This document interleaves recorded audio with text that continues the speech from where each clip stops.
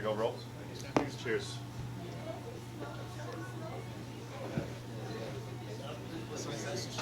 How's it going, guys? How are you, Steve? Good, how are you? Good, man. Good to meet you. Hey, how are you? Hey, how's it going, bud? Well, I don't get my special handshake. Yeah, well, I'll figure it out, bud.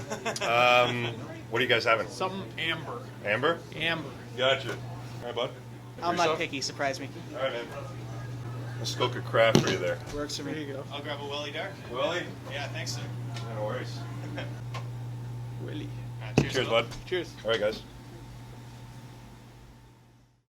I'm Steve Dangle. You might know me, Jeff. Also Steve Dangle Glenn. This is Jeff Veillette and Thomas Drance. This is a podcast. So we are looking at the cameras. This is what we're doing. I just waved. It's fine. We're discussing what this is. This is a podcast in which there is beer. We were going to call it the Pitcher Podcast, but then we decided to have it at Tallboys at Bloor and Ossington in downtown Toronto, and they serve Tallboys. Yeah, that's what they serve. It's shocking. And what it's going to be Appropriate is, name. What this is going to be is sports talk over beer, or just random talk over beer. And I think the first thing we need to discuss over beer is the name of the show. So without further ado, let's drink. I'm drinking Hockley. I've got some Wellington Dark. And I've got Muskoka. Yeah. That was really awkward cheers. It's true. Lots of room for synergies, though, going fine. forward. All right, what do we call this?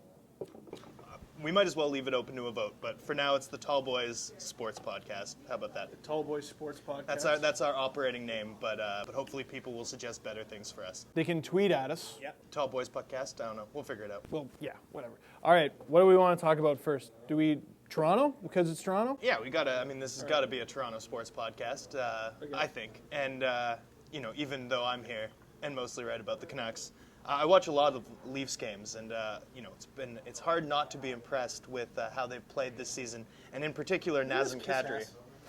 Oh, they're what? They're sixth in the East. I'm not going to say those I nice didn't things about see the that. Canucks. Well, that's fine. No one does. I wouldn't expect that. But the Leafs are a lovable underdog, right? And frankly, since I moved to this city 7 years ago, I haven't had a single Toronto sports team make the playoffs, except for the Raptors one time. So, Holy crap. Yeah, it's depressing, You right? picked the worst time. They're losing because of you. It might be my fault, which is, why I enjoy Wellington's beer so much. Yes. And I cry myself to sleep with Hockley. I can't think of anything that goes with Muskoka. Cottages and such. I don't know. Scrivens. He's been a big reason for their success. Yeah, we can start with I Scrivens, think. sure. Let's start with that. Why don't people talk about him in a not even a positive or negative light? He just hasn't really been addressed since Reimer's gone down. Do you get that vibe at all? I feel like people are just so unsure of really what to expect, and I don't know, no one's looking at this as, okay, this is what we have to expect from him moving forward. It's just, okay, please just don't mess this up. Oh, things are looking okay, but let's fingers crossed kind of thing. So they don't want to jinx him. This is the city that put Toskala on the cover of almost every magazine a few Pretty years much. ago. It probably does have something to do with being burned repeatedly. And in particular, last season's team, after their hot start, right? They couldn't catch, their goaltenders couldn't stop anything. It was embarrassing and tough to watch. And so I wonder if there's a wariness in regards to Scrivens. And then, on top of that sort of natural Leafs fan fatalism, there's the fact that Scrivens doesn't look necessarily like A pro athlete. Well, he doesn't necessarily look like a pro athlete. He certainly doesn't tweet like one, asking for book recommendations and such. But also, his rebound control is iffy at times. To the eyes, he doesn't look like a guy who's who's going to be a capable NHL goaltender long term. And Looks that like said, a tarantula. and that said, I've watched him at the AHL and the NHL level over 2 years. I've probably seen him live 10 times, and he's good. He stops pucks repeatedly, and in talking to some AHL clubs after games, they've all complimented him. On the one time I saw him have a bad game against the Chicago Wolves in March of last year, they were like, "Oh man, he's good. He was just fighting the puck." So the players that I talk to say complimentary things about him, but to the eyes, it's like, can he do it? But he's certainly done it so far this season. Yeah, I definitely agree with that. Like, you'll go and see him stand on his head in terms of making saves, and then he'll go behind the net and he'll give you a heart attack, and you're just like, I don't know what this. Yeah, I don't know really what to wish do with this guy. Yeah. Scrivens' puck handling and his rebound control, right? Yeah. are entertaining for the wrong reasons for him. But Exactly. he's held the fort in Reimer's absence. Does Reimer kind of get the same treatment as Scrivens? Like in that, like he's been so good, but no one's really talked about him either. I don't know. Is it just the same hesitancy we were talking about before? I think so, especially when you include his injury from last year into the entire mix. Like everybody's kind of worried about I like to if pretend that this will didn't last. Lots of people do.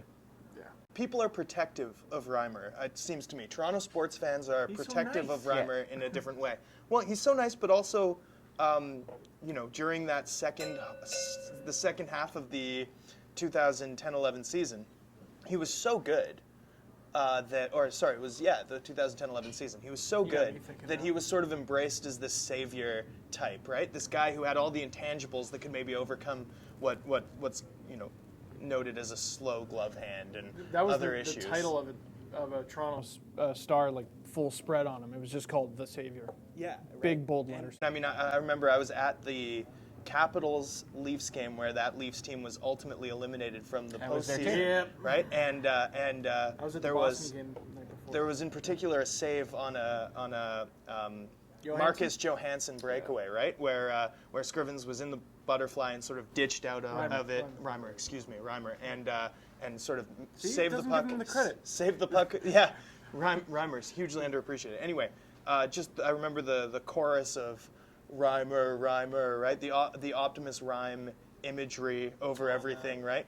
So and then with the concussion, I think people are more willing to cut Reimer some slack, and also have this sort of protective view of him. Do you think that's wrong? I mean, I'm not really a Leafs fan, so No, that's just sort of how I experience it in he's talking to Leafs fans. He's just likable. You just want to pinch his cheeks, little Morwena, Manitoba kid, you know? Exactly. Like, There's really nothing he's ever said that you can take in a remotely negative light. gosh, gee Wilkers, something along those lines. Yeah. What's up with Vancouver, man? What's going on with their goalies? Their goalies are both still there. They've stubbornly held on to both guys, and everyone's sort of openly admitted at this point that that's not a situation that's going to be tenable long term. For the most part, both guys have been good. They've sort of regressed a bit over the last week, but it's interesting. It certainly doesn't seem so inevitable that Luongo's going to be playing on Bay Street anymore, does it? Well, this guy's got a Luongo jersey. I don't know. Oh man, But he's still like, see, What a because relic. he's not a Leaf, I think he likes it more. Yeah. Because you're just that weird. Yeah, when I got it, the person who sold it to me was just like, "What are you gonna do with this if he doesn't come?" I'm like, well, "I'm either gonna keep Wear it it, more. or I'm gonna put Raycroft on it and throw even more people off." oh boy. Bauer. Yeah, but see, that's not fun. Yeah, you're right. Yeah, you don't like logical things. Yeah, neither's Raycroft playing goal. No, hey, next year he's going to be in the KHL. Oh, nice. With Milan. Oh, the Milan's moving, so Yeah, there's going to be an Italian club in the KHL. He plays in Milan, on Milan right now in an Italian league, and that'll be part of the KHL next year. Cool. Everyone calls the KHL a Russian league, but it's actually Russian, Latvian, Belarusian, Ukraine, Kazakhstan. Next year is going to be Italy, Croatia, potentially Poland, and I know I'm missing a few other countries. Cool. I think it's supposed to be 9, next maybe 10. Well, if they keep expanding, maybe we'll get a series between the Stanley Cup champ and the A Stanley Hamilton Cup champ. team? A Hamilton team. Perhaps they Oh, finally boy. get one? They'd have to fly Concorde, right? Yeah. It's not happening. Yeah. So why didn't they pull Luongo last game? Oh, against Detroit, you mean? Yes. Well, they have a long, storied history of leaving Luongo in to get lit up in the third period. Teams have a long history of doing that against Detroit and then regretting it. Absolutely. Well, I think Luongo has some input. Like, I think they ask him. Certainly, that's what happened in the infamous 8-0 loss in Game 3 of the Stanley Cup Finals in 2011. Oh, he They- gave him a chance to win. Well, he did. I mean, I'm a huge Luongo apologist. But in that game, he was asked if he wanted to come out. He said he didn't need to, and then he allowed 3 goals on his final 5 shots, right? And sort of. Anyway, so they have a long storied history of doing that. But Luongo would still be an upgrade over Reimer and Scrivens, as good as they've been this season. Whatever. Not worth Nazem Kadri, though, right? Which was the reported asking price this summer. Nonis and Burke are looking pretty good for holding on to Kadri at this point. Well, is it Nonis and Burke or just Nonis? Yeah, I mean, Because we still don't. I still don't have any idea why he was fired. Yeah. Really, Burke. of course. Yeah. Other than the record. Well, okay. That's, pretty obvious. But 4 years and no improvement. there were the rumors that either there was a Luongo deal on the table and he wanted to take it and ownership didn't, or the opposite. And I guess, I don't know. I don't understand. Two of many rumors. Like, you can go all over the place. Bobby Ryan, Eric Stahl, Yeah. Ryan Getzlaff. The usual page view sort of bait, right? Yeah. Everyone's just trying to generate traffic from the Leafs fan base. At one point. You know that I still remember that Ron Wilson 590 call the day before the start of the whole tampering thing. Yeah, we're gonna go after him. You should have never got fired for that. I don't know. he should have, but the I've heard that the Canucks were convinced that they'd lost out on the Sedins, that they were going elsewhere and they had alternate plans. Like I've heard that from some of the beat writers, and that Gillis was convinced last minute to get on a plane.